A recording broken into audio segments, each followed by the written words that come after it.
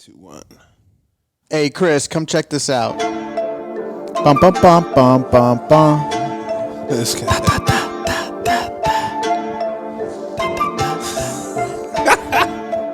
Chris and Spenny on the beat. Ha, ha, ha, ha, ha, ha. You love it.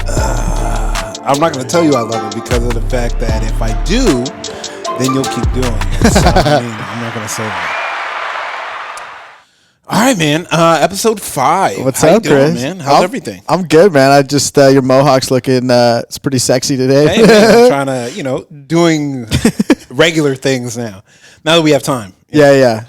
So let's deep dive, get back into this. Let me turn on my headphones just a little bit. Perfect.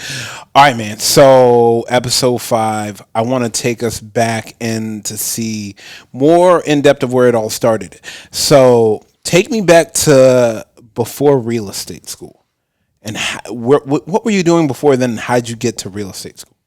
So I don't know how far back we want to go, but I moved out to California.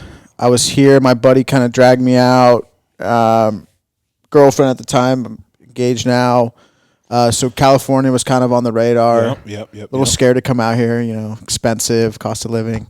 Anyway, I landed my first job at Zillow. Okay. I can actually see it from my office now. I'm like, oh, Zillow. Anyway, so I started doing sales there. Right. And, I was making 100, 150 calls a day, just pounding the phones.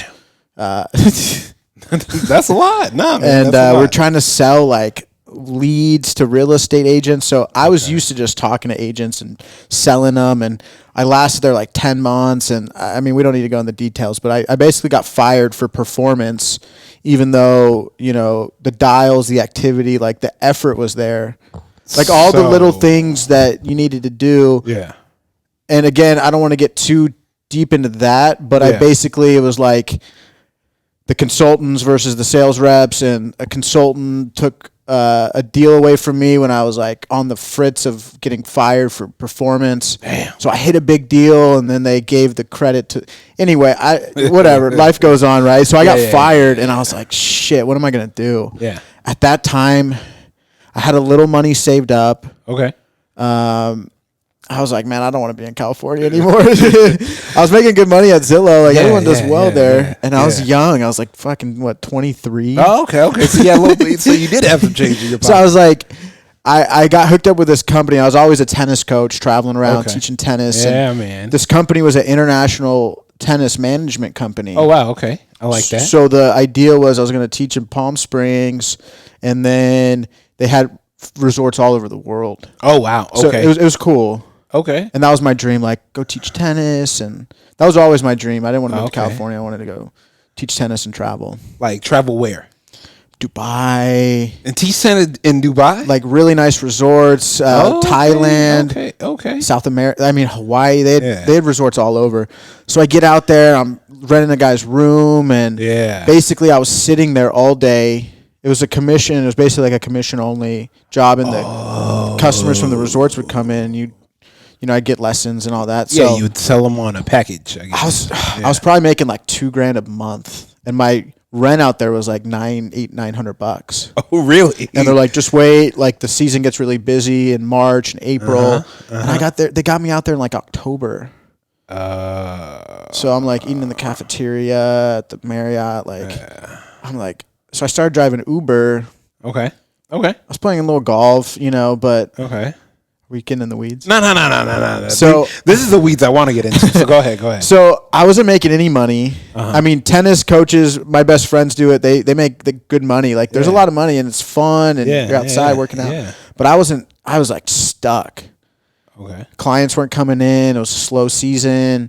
And I'm just sitting there not getting paid, like taking out trash and what am I doing here? Yeah. So I started driving Uber at night to kind of get acclimated with just trying to make more money to bring it in. And I liked Uber. I was talking, all these people from coming into Palm Springs. I pick them up at Vintage Club. And so I was like meeting a lot of people. And I was like, you know what? It was a really tough decision for me to leave that company because I was always looking at big picture. Like I'm going to be in Dubai next year. I'm going to be here, Thailand, teaching tennis, wherever. Yeah. Come back. I'll do real estate, more, whatever, insurance. You'll figure when it I'm out. 30 or, I want to go have fun right now. Yeah. So that was my mindset. So I left in December, and it was really tough for me because I was like, I'm leaving the busy season to teach tennis and make money. Yeah. But I'm also leaving the opportunity to, further my travels. And my fiance now was living in Orange County and had a good job back home. Yeah. So I started driving Uber, and I was already stuck out there at a lease with some guy's house. So I started driving Uber full time, and I enrolled in real estate school in Palm Desert. Wow. And I was making those calls with my buddy in between. I was trying to sell investment properties out of state. Yeah. So that was all kind of like in the mix. Wow. Stop. Nah, that's crazy. That's crazy. So that was a really low point in my life at that moment. It was Why you feel that? Why do you feel like it's a low point? I just felt stuck out there. Okay. Does that make sense? Yeah, okay. And this is after college, right? Mm-hmm. Okay. Now let's jump back even further. College? Mm-hmm. What college? I went to Colorado Mesa University. Okay. D2. Okay. Played tennis there, full ride scholarship. Okay. So like tennis was my thing. Got it. That's why. Yeah. Okay. Tennis was your thing. I would come out and teach at my buddy's academy in the summers. I come out to Long Beach. Got you. So that's how you knew about coming to Cali and stuff like that. Yeah. So I was always out in California for the summers. Okay. But I was never wanted to live here. And then I would go to the Hamptons I would teach tennis in the Hamptons from like September to like Labor Day. How did you even figure out to teach tennis? How did you get to teach tennis in the Hamptons? That was just online. And that was like the mecca. Like we're driving out to like these mansions in West Hampton. Wait, you figured out that you could teach tennis signing up online? Yeah, I mean, I applied and you can apply. And they flew me out, and it was like the mecca. So we were driving to like all Wall Street brokers and doctors. They had all these mega mansions in the Hamptons, and they just rent you out for the day, and you're getting tipped, and it was nuts out there. Crazy. So that was like, I was like, all right, I need to find a gig 9 months out of the year. Yeah. Then I'm gonna go to the Hamptons for the summer. For the other 3. Yeah. Live in somebody's guest house, and it was badass. Man, so from tennis in the Hamptons, Palm Desert. Well, no, so tennis in the Hamptons, moved out to California to teach. Zillow. Yeah. Okay, so fired from Zillow, Palm Springs now. So now I'm in Palm Springs, and I'm like, I already moved to California. Now I'm stuck in Palm Desert, living in some guy's fucking guest bedroom. Yeah. Like, I'm not making any money. And now I'm going to real estate school. Like, what am I, like, it's tough, man. That's tough. Okay, but I feel like, where did the networking come from? Of what? Of you pivoting and doing all these things. So the networking, I felt like, had to come from college or before then, because it seems like to me you were always good with networking because of how you were able to pivot from Hamptons to Long Beach to Palm Desert. It was all locked in. I know. The only reason I stopped doing that is because of Sarah at the time, my fiance. Yeah, okay. Where did you meet her? I met her in Barcelona. What were you doing in Barcelona? Now we're in the weeds. Now we're super in the weeds. No, we're not. I'm curious. So before I signed for my full ride scholarship when I was like 18, I was like, hey, my fall season, junior, senior year, I need to go abroad and study, and I want to take a semester off. It will not off, but go to school in Barcelona. Yeah. Okay. So that was always, and he's like, fine. So Barcelona was paid for. I didn't pay $1 to go to Barcelona, or I didn't pay anything to go to college. They would pay me every month. Oh wow! That was like once a semester. That's right. Because it's full ride. Yeah. And you met her out there. She was in Boulder, and my school was smaller, so we didn't have a program. So I kind of just found my own program. And okay. And just went. Yeah, and it was like ASU. Gotcha. Sarah was there with CU. Got you. And then we got kind of dialed in that way. Damn. So, what were you? Explain Barcelona. How was that like? What was that about? It's wild. and thus began what I hear about nowadays, the infamous Spenny's list. Tell me about that. Oh man, I know, man. We got time, bro. We got time. So Spenny's list was I wasn't Spenny at the time. Oh, okay. So there's Spenny. Spenny's real estate mogul, just making deals. Spencer was just like, I guess Spencer was like the prequel. Spencer still comes out, but like work mode, it's all Spenny. Gotcha. You know what I mean? Okay. So when I go home, I'm Spencer. Gotcha. Okay. So tell me about Spencer. So that was kind of the start of Spenny, I guess, and I was promoting all the clubs in Barcelona. Wait, what do you mean you were promoting all the clubs? You were I guess you could call it foreign exchange student. Yeah. So my sister was like, "Hey, one of my friends, you should look at promoting like the nightclubs out there." Because I worked in California and I saved up my allowance to go to Spain, and I didn't have that much money. Like these kids coming to that program were all coming from like these big Ivy League schools out of state, so they were just balling out these people. So I kind of found my lane of people that like. Yeah, they were kind of on a budget, I was like, I can go out with you guys, but like I can't. I gotta stay in my lane. But I can have a good time. Right. So I got in with this group, and basically they were paying me €2 a head for every person I brought in the club, drink for free, and I get bonuses for every 10 people I brought in. Shut up. So and then free bottle service all night for you.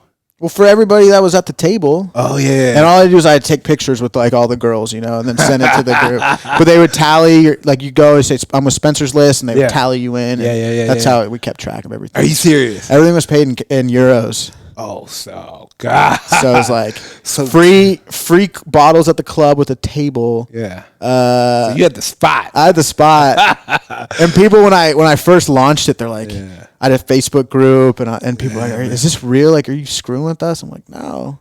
Spencer's like, how'd that happen? Yeah, like, dude, I'm trying to help everybody. So like you said, right? Yeah. It's kind of real estate. Like you're putting shit together. Yeah, you're connecting the dots. You were middlemaning the whole thing. Yeah, basically. I only made. I don't like throwing out numbers. I probably made like $700, $800. Like it wasn't like over the top, but I got to drink for free. Yeah, bro. Dog, I got paid, and that was like my travel money. Yeah, bro. $700 is not bad, bro. Yeah, well, I mean, I was only there 4 or 5 months. Yeah, so you made a couple $100 a month. Yeah, give or take. I'll take. But I was traveling every weekend too, so I had to do all that shit during the week, and then go to school on top of that. Oh, okay. And I was living with the host family. Sometimes I'd come home at like 6, 7 in the morning on like a Tuesday, and they're looking at you. And no, me and my host mom worked like graveyard shifts, so we'd be coming at the same time, and she's like just so tired from her like working, and I'm just like so hungover, drunk from, and then I have to wake up at like 10 or 11, go to class. It was so crazy. Now that's why I'm like a night. I'm like a. I don't want to go out. Yeah, you just trying to chill. We party, I just trying to chill. I can't party like that. But that makes sense though, because that's how the networking gets involved with coming out here, the Zillows, you knowing how to talk to people, market on Facebook, Instagram. I don't market enough. But. Yeah, but I mean, it all kind of dials into public speaking because of the fact that you have to be able to be likable. Yeah. And everybody liked you enough to come to come to the club that you were hosting. Yeah, and one of my best friends, she was a girl. She was kind of like my wing woman. Oh yeah. So she was like, me. I'm like not the most outgoing person, but I know how to connect with people. Yeah. Like I'm not real good in like big groups. Yeah. But like one-on-one or a couple, I'm good at connecting. Yeah. So she was like the crazy outgoing one, and just like round everybody up. Spencer's list, and I was really good at marketing online. Like, hey, tonight, this and that. Yeah. And so I was kind of the marketing one, and she was like, go out and do sales, and sell, and then that's how we started bringing people in. Shout out to Monica, by the way. Yeah. So that's what the whole deep dive / background of bringing through and getting everybody kind of dialed in from networking to now going to real estate school and that semester I came back from Barcelona was my last year in college, my last semester in college. Got you. Came back just like top of the world. Oh yeah. I was top 20 in the country, D2, singles, doubles. Like I just came back like I didn't even train out there, and I was just like, everyone's been training all year. I'm just like fucking dominating everybody. So I had a great year coming back. Yeah. This is too much. No. So I took over. This club in Grand Junction was a private club. Yeah. They approached me that year and was like, "Hey, we lost our director of tennis. Can you take over the programs while you're going to school?" I hear you, but what did you say? So actually, I came back. I played my fall, or the spring season was the actual season, and then I graduated early. So I started college early, so I still had the fall semester left. Yeah. And that's when I took over as the director of tennis for that club. And it was like a part-time thing. Shoot. So I was going to school, and I was starting to run this club.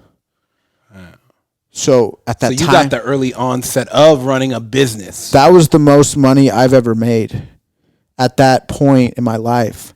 And I was teaching privates for like $60 an hour, and I'm like 21, and I was running like so I did that, and it just started scaling, and all these kids kept coming in. And I had a club, like I had an actual club. I had 4 indoor courts, 4 outdoor courts.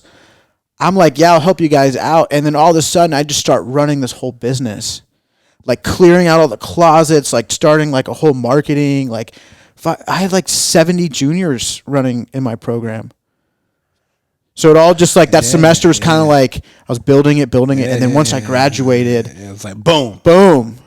And I only lasted there a year because of personal reasons of wanting to be with Sarah out in California. Yeah. Otherwise, I'd probably still be at that club. You think so? Yeah.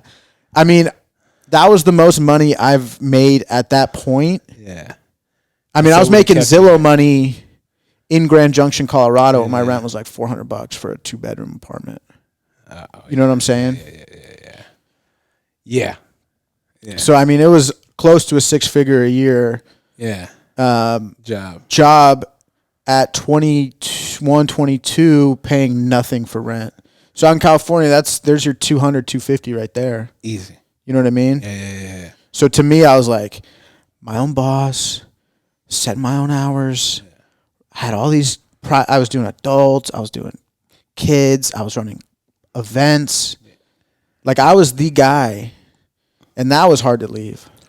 Yeah, but now you're turning into the guy of real estate. So you see where it starts to. Yeah. So then I got out, and I was at Zillow. Like, are we? No, you're good. Go. So I was teaching a little bit. We were living on the beach in Huntington with my buddy Jordan. He got me out here and was like, "Dude, you gotta come out to California." He's already done. He's running his dialed club. in. Yeah. And I was like, "Dude, I don't want to go." Yeah. Anyway, we got this sick spot on the beach. Yeah. I was paying $1,000 a month. Yeah. Ocean view, like up by Seal Beach. That's all you need to say. 20-something. Ocean views. So I was 23 at the time. Yeah. So I got into Zillow. So at Zillow like 10 months. Yeah. Palm Springs for 4. Yeah. And then I came back. And boom. I came back. Went back to my buddy's academy, kind of interior. What is it? Interim. Yeah, interim like coaching and whatnot. Coaching, real estate. So he always had my back to help me out with some money. Yeah. You know, so he's amazing. Yeah. And then boom. Then the opportunity came for the real estate, and maybe that's another episode. Yeah, that is another episode, man. But damn. That's what we're gonna touch on next. Yeah. The Spencer entering Spenny and Pinto. How Spencer became Spenny. Yeah. All right, man. All right. Hey, Chris, come check this out.